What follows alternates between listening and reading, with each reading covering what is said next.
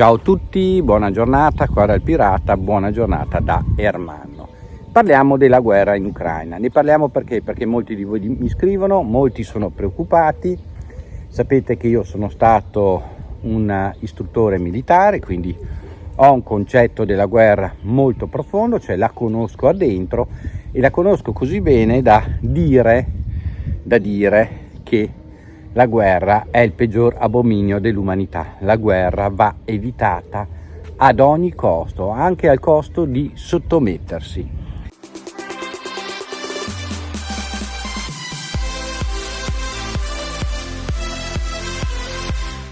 Chi pensa il contrario non è mai stato in guerra, non ha mai visto cos'è realmente la guerra. Io ho avuto occasione negli anni '80 di essere in quelle che allora si definivano missioni di pace, ma che di pace non avevano molto, e vi posso garantire che non è un'esperienza da ripetere e non è un'esperienza da augurare a nessuno. Qua ormai è diventata una tifoseria, senza renderci conto che questa guerra sta avendo una grossa escalation. Noi pensiamo di avere a che fare con la piccola Libia, con il poco organizzato Iraq, con l'ex Jugoslavia dove siamo andati a bombardare come non ci fosse un domani. E allora anche qua si richiede una presa di posizione, si richiede un schierarsi di qua o di là, ma in realtà non c'è da schierarsi. Io non sono schierato con nessuno, non sono né a favore di Putin e neanche a favore dell'Ucraina. Ma come, l'Ucraina è stata invasa? Tanti diranno. Ebbene sì, e noi quante nazioni abbiamo invaso? Non è mica vero. Vi ricordo che solo 2 anni fa ci siamo ritirati anche noi italiani, per chi non lo sapesse, dall'Afghanistan dopo 20 anni. Era 20 anni che eravamo in Afghanistan a occupare uno stato sovrano. Vi ricordo che abbiamo fatto 680.000 morti stimati dalla NATO nel solo Iraq. Vi ricordo che in Jugoslavia ci odiano ancora per i nostri bombardamenti. Era una guerra tra di loro, si contendevano tra loro le autonomie e noi, con la scusa di evitare un massacro, li abbiamo massacrati tutti. Siamo più buoni, siamo moralmente superiori a Putin? Perché Putin è criminale di guerra e i vari presidenti americani non lo sono? Perché Obama, che ha fatto 280.000 bombardamenti, perché sono i singoli bombardamenti, ha preso il premio Nobel per la pace? Voi state scherzando, vero?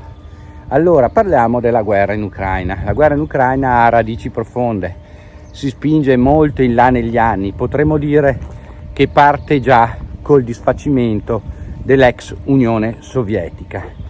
Noi occidentali non ce ne siamo interessati, fino al momento in quale gli americani non ci hanno detto che è una questione di vita o di morte, che è una questione di libertà. Ma quando vi dicono queste cose mentono. Questa è la mia posizione. Perché mentono? Perché in questo momento c'è la guerra in Yemen, dove Arabia Saudita e Stati Uniti, che sono loro alleati, bombardano da 7 anni, con bombe anche italiane, e nessuno di noi si scandalizza. Le nostre bombe sono buone? Fanno meno male di quelle russe? E nessuno di noi dice di mandare armi agli Yemeniti per resistere all'invasione saudita e statunitense. In Siria gli americani hanno occupato ben 8 pozzi di petrolio e nessuno dà armi ai siriani per difendersi dagli invasori americani. Ci sono anche i russi che appoggiano l'attuale governo siriano. Quindi vedete, in Palestina ci sono i territori occupati. Qualcuno li occuperà questi territori? Ebbene sì, sono gli israeliani. Ma noi non mandiamo armi ai palestinesi per difendersi, non li sosteniamo economicamente, perché gli israeliani e le loro bombe sono più buone di quelle dei russi? Loro possono farlo perché sono i buoni, i russi non possono farlo perché sono i cattivi? Vedete come i punti di vista possono essere rovesciati. Non ha ragione nessuno, tutti hanno ragione e tutti hanno torto. Quindi la guerra è da aborrire sempre. Parliamo della guerra in Ucraina. una guerra diversa da quella che noi occidentali siamo abituati. Noi arriviamo con la forza dei nostri aerei e dei nostri missili guidati e facciamo 15-20 giorni, un mese di bombardamenti a tappeto, fregandocene dei cosiddetti effetti collaterali, quelli che la NATO chiama effetti collaterali, perché noi siamo i buoni e quindi abbiamo diritto di fare quello che facciamo, salvo poi entrare con gli uomini sul campo quando ci sono da raccogliere solo i cocci. I russi, essendo che è una guerra tra conterranei o consanguini praticamente, hanno cercato di evitare questa escalation. Hanno fatto un primo tentativo di rovesciare il regime di Kiev, dopodiché, dopo ben dal 2014 che c'erano bombardamenti su altri cittadini ucraini però di lingua russa, originari russofoni, i cosiddetti russofoni, ci hanno pregato in tutte le maniere di rendere queste terre un cuscinetto neutrale tra Russia e la NATO. Noi non l'abbiamo voluto sentire e questo non giustifica ovviamente l'entrata in guerra o l'invasione, ma come superpotenza o come minipotenza, come tanti la vogliono chiamare oggi, la Russia ha fatto quello che l'America fa da 70 anni. Ha iniziato un'operazione militare. Bene, un'operazione militare nel quale noi, soprattutto noi europei, potevamo interporci e cercare una mediazione. Invece, al seguito degli interessi statunitensi, abbiamo visto bene di darli addosso ai russi, i russi che ci fornivano materie prime e gas a un prezzo veramente stracciato, quindi a, tra virgolette, degli amici. Improvvisamente, come per Gheddafi, sono diventati dei nemici. Nessuno vi ha detto che Gheddafi è stato ucciso e la Libia è stata distrutta semplicemente perché Gheddafi stava ottenendo l'autonomia economica per una buona parte dell'Africa con il dinaro d'oro, quindi facendo fuori il franco coloniale francese e il petrol-dollaro, quindi l'interscambio a dollaro.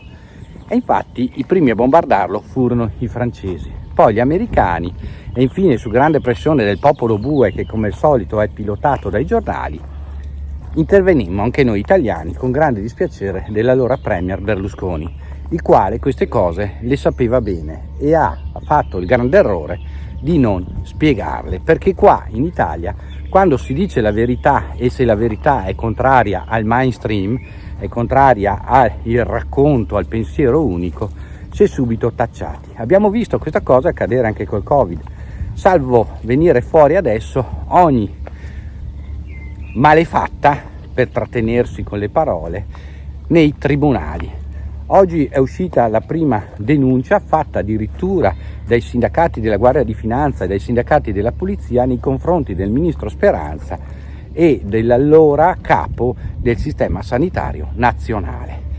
Ne vedremo delle belle, se riusciremo ad arrivare a vedere delle belle, perché qua continuiamo a fare forzature senza capire che qualora la Russia fosse alle strette sicuramente l'atomica la userà. E allora, ragazzi, ci sarà da ridere. Allora voi direte, come la mettiamo? La mettiamo che dobbiamo smettere di fare tifosi né da una parte né dall'altra, ma cercare di fare i realisti. Dobbiamo riportare al più presto la pace in quei territori. Ma allora, dirà il solito, allora fare la pace vuol dire lasciarsi invadere? Fare la pace vuol dire lasciarsi invadere se si è, come noi siamo noi italiani, soggiogati da una potenza imperialista quale è quella americana. Certo, l'imperialismo russo non è da meno, l'imperialismo cinese non è da meno e fra qualche anno aspettatevi l'imperialismo indiano, perché stanno facendo la crescita che hanno fatto i russi e anche i cinesi. Quindi avremo non più una unica superpotenza che governa il mondo, gli Stati Uniti, ma avremo 4 superpotenze. Ed è quello che gli Stati Uniti non vogliono. Vogliono mantenere la supremazia. Io non dico che una cosa sia giusta o una cosa sia sbagliata, che è meglio essere sotto una superpotenza o sotto l'altra. Io ritengo che sia meglio essere ognuno per la sua strada e tutti d'accordo su un pezzo di strada da fare insieme. Però era giusto, visto che molti di voi mi scrivono, parlarvi di questa guerra, della guerra in Ucraina. della guerra dove delle persone, dei giovani da una parte e dall'altra stanno morendo nel fango, nelle trincee come nella prima guerra mondiale. Questo per evitare un'escalation fino adesso, un'escalation però che a causa dei sempre più potenti mezzi che noi occidentali forniamo all'Ucraina sta comunque per avvenire. Le città come Kiev fino ad ora intoccate cominciano a essere bombardate e via e via. Speriamo che il buon Dio guardi in giù e che questa escalation non raggiunga l'utilizzo di armi nucleari tattiche. Ma l'errore è sempre dietro l'angolo, l'arrabbiatura, la incomprensione è sempre dietro l'angolo. Basta una mossa sbagliata in quell'area di tensione potrebbe provocare risultati di gran lunga disastrosi. Quindi io invito tutti a riflettere su questo. Non ci sono buoni e cattivi nelle guerre, mai, ci sono interessi. Noi come occidentali negli ultimi 60 anni abbiamo fatto 70 guerre e non le abbiamo fatte perché eravamo i buoni che andavano a esportare la democrazia e la pace, l'abbiamo fatto perché andavamo per i nostri interessi, anzi noi come italiani interessi pochi, li andavamo per aiutare a proteggere gli interessi degli Stati Uniti d'America. Scrivetemi qua sotto nei commenti cosa ne pensate, cosa ne sapete voi della guerra in Ucraina, se siete d'accordo con questo ragionamento oppure se ci sono diversi punti di vista che voi volete portare, sempre con educazione, con moderazione, perché siamo tra persone civili e ognuno ha diritto di avere la propria visione, le proprie idee, ma io come sempre vi porto a fare un ragionamento al di fuori di quello che ci raccontano. Ci hanno raccontato che il Covid uccideva tutti, in India non si sono vaccinati e gli indiani sono ancora lì, ovviamente hanno avuto dei morti, adesso io ve la semplifico, non è giusto neanche dirla così. Ci hanno raccontati che siamo in siccità e in questo momento l'Emilia Romagna, ai noi, è sott'acqua in tutti i veri sensi della parola. Allora cerchiamo di capire dove ormai quello che viene definito mainstream ci guida, ci pilota, e dove invece noi possiamo fare un ragionamento anche critico su quelle che sono le nostre condizioni, le nostre cose da fare, le nostre idee da portare avanti, ma soprattutto cercare di essere spiriti liberi per capire dove ci vogliono portare e quindi anche cercare di fare dei ragionamenti. Scrivetemi qua sotto nel canale cosa ne pensate, ci vediamo Dio piacendo nel prossimo vlog. Ciao a tutti dal Pirata.